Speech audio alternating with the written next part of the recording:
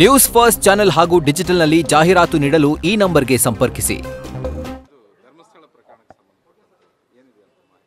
ನೋಡಿ, ಈಗ ತನಿಖೆ ಏಜೆನ್ಸಿಯವರು ಮಾಡ್ತಾ ಇದ್ದಾರೆ. ಅವರು ತನಿಖಾ ವರದಿಯನ್ನು ಕೂಡ ಕೊಡಬೇಕು.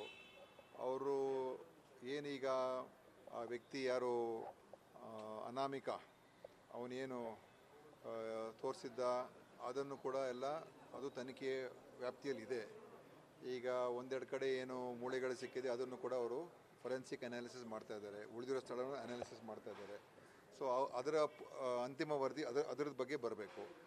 ಇನ್ನೊಂದು ಕಡೆ ಇವ್ರುಗಳೆಲ್ಲ ಏನು ಯಾವ ರೀತಿಯಾಗಿ ಇದನ್ನು ಒಂದು 106 ಶವಗಳಿದೆ ಮತ್ತು ದೊಡ್ಡ ಮಟ್ಟದಲ್ಲಿ ಇದನ್ನೆಲ್ಲ ಬಿಂಬಿಸಿದ್ರು. ಅದರ ಈಗ ಇನ್ನೊಂದು ಶಂಕೆ ಏನಂತ ಹೇಳಿದ್ರೆ ಇದು ಏನೋ ಪೂರ್ವೋಚಿತ, ಇದಕ್ಕೇನಾದರೂ ಒಂದು ಕಾನ್ಸ್ಪಿರಸಿ ಮಾಡಿರ್ಬೋದು ಅಂತಲೂ ಕೂಡ ಒಂದು ಶಂಕೆ ಇದೆ. ಅದರ ಬಗ್ಗೆನೂ ಅವರು ತನಿಖೆ ಮಾಡ್ತಾ ಇದ್ದಾರೆ.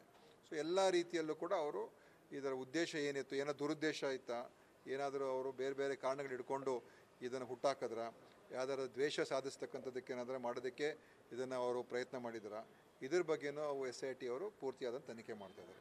ಅದರಿಂದ ಇದು ಪಾರದರ್ಶಕವಾದಂಥ ತನಿಖೆ ಆಗ್ತದೆ ಮತ್ತು ಇದರಿಂದ ನಿಜಾಂಶ ಹೊರಗೆ ಬರ್ತಕ್ಕಂಥದ್ದೇ ಮುಖ್ಯ. ಆ ನಿಜಾಂಶವನ್ನು ಹೊರಗೆ ತರ್ತಕ್ಕಂಥದ್ದೇ ಇವತ್ತು SIT ಮಾಡ್ತಾ ಇರೋದು. ಸರ್, ಧರ್ಮಸ್ಥಳ ವಿಚಾರದಲ್ಲಿ ರಾಜಕೀಯ ಮಧ್ಯದಲ್ಲೂ ಕೂಡ ಕಾಂಗ್ರೆಸ್ ಪಕ್ಷ ಮಾಡ್ತಿದೆ ಅನ್ನುವಂಥ ಒಂದು ಆರೋಪವನ್ನು ಇವತ್ತು ಕೂಡ ವಿರೋಧ ಪಕ್ಷ ನಾಯಕರಂತ ಆರೋಶಕ್ ಅವರು ಹೇಳಿದ್ದಾರೆ. ಅದೇ ರೀತಿ ವಿಜೇಂದ್ರ ಅವರು ಕೂಡ ಅದನ್ನು ಹೇಳಿದ್ದಾರೆ. ನೋಡಿ, ಯಾರು ರಾಜಕೀಯ ಮಾಡ್ತಾ ಇದ್ದಾರೆ ಅವರು ಇದನ್ನು ನಮ್ಮ ಮೇಲೆ ಗೂಬೆ ಕೂರಿಸಕ್ಕೆ ಹೇಳಿಕೆ ಇದು. ನಾವು ರಾಜಕಾರಣ ಇದರಲ್ಲಿ ಮಾಡ್ತಾನೇ ಇಲ್ಲ. ನಾನೀಗ ಏನು ಹೇಳಿಕೆ ಹೇಳಿದ್ದೀನಿ ಅದ್ರ ಪ್ರಕಾರ ನೋಡಿದ್ರೆ ಇದರಲ್ಲಿ ರಾಜಕೀಯದ ಒಂದು ಲೇಪ ಕೂಡ ಇಲ್ಲ. ಆಯಿತಾ? ಸುಮ್ಮನೆ ಇವರು ಅನಾವಶ್ಯಕ ಇವರು ರಾಜಕಾರಣ ಮಾಡೋಕ್ಕೆ ಹೊರಟಿರೋದ್ರಿಂದ ನಮ್ಮ ಮೇಲೆ ಅದನ್ನು ಹೇಳೋದು, ರಾಜಕಾರಣ ಮಾಡೋಕ್ಕೆ ಹೊರಟಿದ್ದಾರೆ, ಇದೇನೋ ದುರುದ್ದೇಶ ಇದೆ, ಹಿಂದೂ ಧಾರ್ಮಿಕ ಸ್ಥಳಗಳ ಮೇಲೆ ಕಾಂಗ್ರೆಸ್ ಅವರು ಇವರು ಹಿಂದೂ ವಿರೋಧಿ, ಈ ರೀತಿಯಾದಂಥ ಬರೀ ಇದನ್ನೇ ಹೇಳ್ಕೊಂಡು ಜನರಿಗೆ ಏನೋ ಒಂದು ರೀತಿಯಾಗಿ ಇದರಿಂದ ಅವರು ಲಾಭ ಪಡ್ಕೊಳ್ಳೋದಕ್ಕೆ ಇದು BJPಯವರ ಒಂದು ನಾಯಕರ ಒಂದು ಷಡ್ಯಂತ್ರ ಮತ್ತು ಅವರ ಒಂದು ಟೂಲ್ ಕಿಟ್. ಇದು ಟೂಲ್ ಕಿಟ್ ಅಂತ ಪದ ಎಲ್ಲ ಕಡೆ ಕೇಳಿ, ಇದೊಂದು ಟೂಲ್ ಕಿಟ್ಟು. ಎಲ್ಲಾದರೂ ಹೋಗಿ ಕೋಮುವಾದದ, ಈಗ ನೋಡಿ ದಸರಾ ಉದ್ಘಾಟನೆಗೆ ಬಾನು ಮುಷ್ತಾಕ್ ಅವ್ರನ್ನ ಮಾಡೋದಕ್ಕೇ ಅದು ಒಂದು ರೀತಿ ಒಂದು ಪ್ರಚೋದನೆ ಮಾತುಗಳು ಅವರು ಆಡಿದ್ದಾರೆ. ಈ ರೀತಿಯಾಗಿ ಪ್ರತಿಯೊಂದರಲ್ಲೂ ಕೂಡ ಅವರು ಜನರನ್ನು ಒಡೆಯೋದು, ಸಮಾಜವನ್ನು ಒಡೆಯೋದು, ಸುಳ್ಳನ್ನು ಹೇಳುವಂಥದ್ದು, ದಾರಿ ತಪ್ಪಿಸುವಂಥದ್ದು, ಇದೇ ಮಾನ್ಯ ಅಶೋಕ್ ಅವರು, ಮಾನ್ಯ ವಿಜೇಂದ್ರ ಅವರು ಮತ್ತು ಎಲ್ಲ ಈ BJPಯ ಮುಖಂಡಗಳು ಮಾಡ್ತಾ ಇರ್ತಕ್ಕಂಥದ್ದು. ಅದು ಅವರ ಒಂದು ವ್ಯವಸ್ಥಿತವಾದಂಥ RSSನ ಟ್ರೈನಿಂಗ್ ಪಡ್ಕೊಂಡಿರ್ತಕ್ಕಂಥ ಒಂದು ಕಾರ್ಯತಂತ್ರ. ಇವೆಲ್ಲ ಜನ ಅರ್ಥ ಮಾಡ್ಕೊಳ್ಬೇಕಿದೆ. ನೀವು DK ಶಿವಕುಮಾರ್ ಅವರ ಹೇಳಿಕೆ ಸಮರ್ಥನೆ ಮಾಡ್ಕೊತೀರಾ? ಇದು ಚಾಮುಂಡೇಶ್ವರಿ ಬರೀ ಹಿಂದೂಗಳಿಗೆ ಮಾತ್ರ ಅಲ್ಲ ಅನ್ನೋದು ಹೇಳ್ತಾರೆ. ನೋಡಿ, ಚಾಮುಂಡೇಶ್ವರಿ ಬೆಟ್ಟ, ಆ ಇಡೀ ಬೆಟ್ಟದ ಬಗ್ಗೆ ಹೇಳ್ತಾ ಇರುವಂಥದ್ದು. ಮತ್ತು ನಮ್ಮ ದೇವಸ್ಥಾನಗಳಿಗೆ ಎಲ್ಲ ಸಮಾಜದವರು ಎಷ್ಟೋ ಜನ ಭಕ್ತಾದಿಗಳು ಹೋಗ್ತಾರೆ. ಆಯಿತಾ? ನಾನೇ ನೋಡಿದ್ದೀನಿ ಎಷ್ಟೋ ಜನ ಬೇರೆ ಬೇರೆ ಧರ್ಮದವರು ಕೂಡ ನಮ್ಮ ದೇವಸ್ಥಾನಗಳಿಗೆ ಹೋಗುವಂಥದ್ದು. ಆಯಿತಾ? ಅದರಿಂದ ಮತ್ತು ಇದು ಇಡೀ ರಾಜ್ಯಕ್ಕೆ ಸೇರುವಂಥ ಸರ್ವ ಜನರಿಗೆ ಸೇರಿರ್ತಕ್ಕಂಥದ್ದು, ಯಾರು ಒಬ್ರಿಗೆ ಸೇರಿರೋದನ್ನಲ್ಲ, ಅಷ್ಟೇ ಅವ್ರು ಹೇಳಿರ್ತಕ್ಕಂಥದ್ದು, ಇನ್ನೇನಿಲ್ಲ.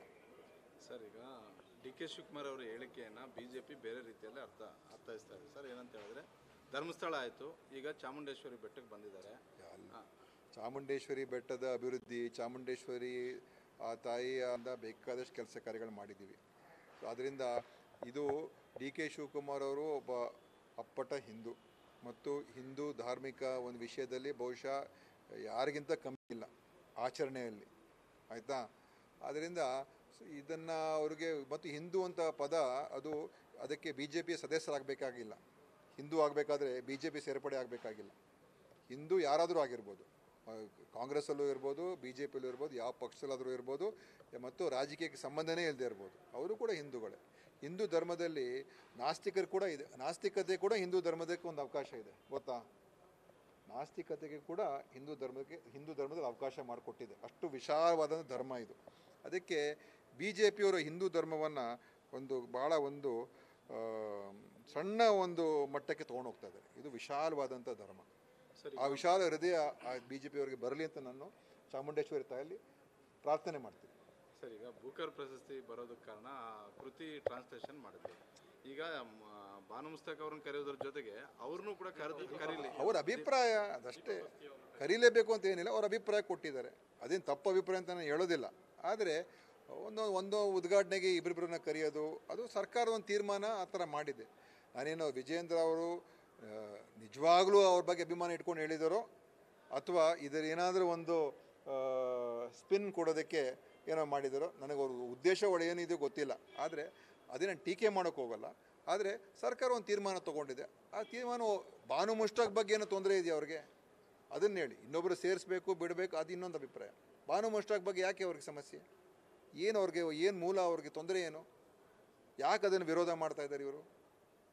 ಅಷ್ಟು ಅಂತಾರಾಷ್ಟ್ರೀಯ ಮಟ್ಟದಲ್ಲಿ ಶ್ರೇಷ್ಠತೆ ಪಡೆದಿರ್ತಕ್ಕಂಥ ಒಂದು ಮಹಿಳೆ ಬೇರೆ, ನಮ್ಮ ರಾಜ್ಯದ ಮಹಿಳೆ, ದೊಡ್ಡ ಪ್ರಶಸ್ತಿ ಪಡ್ಕೊಂಡಿದ್ದಾರೆ, ಸಾಹಿತಿ. ಅವರು ಬಂದು ಇವತ್ತು ಹಿಂದೆ ನಿಸಾರ್ ಅಹಮದ್ ಅವರು ಉದ್ಘಾಟನೆ ಮಾಡಿದ್ರಲ್ಲ, ಆವಾಗ ಯಾಕೆ ಪ್ರತಾಪ್ ಸಿಂಹ ಪಕ್ಕದಲ್ಲೇ ನಿಂತ್ಕೊಂಡಿದ್ದಾರೆ? ಎಲ್ಲ ಬಿ ಜೆ ಪಿಯವರೆಲ್ಲ ಭಾಗವಹಿಸಿದ್ರಲ್ಲ, ಅವಾಗ ಏನು ಮಾಡಿ, ಅವಾಗ ಯಾಕೆ ಬಾಯಿಗಳೆಲ್ಲ ಮುಚ್ಕೊಂಡು ಕೂತ್ಕೊಂಡಿದ್ರು? ಪ್ರತಿಯೊಂದರಲ್ಲೂ ಕೂಡ ರಾಜಕಾರಣ ಮಾಡೋದು ಬಿಡಿ, ಸಮಾಜವನ್ನು ಈ ಥರ ಒಂದು ತೊಂದರೆಗೆ ಸಿಕ್ಕಾಕ್ಸ್ಬೇಡಿ. ಬೇರೆ ವಿಷಯದ ಬಗ್ಗೆ ಮಾತಾಡಿ, ಅದ್ರ ಬಗ್ಗೆ ಚರ್ಚೆ ಮಾಡೋಣ.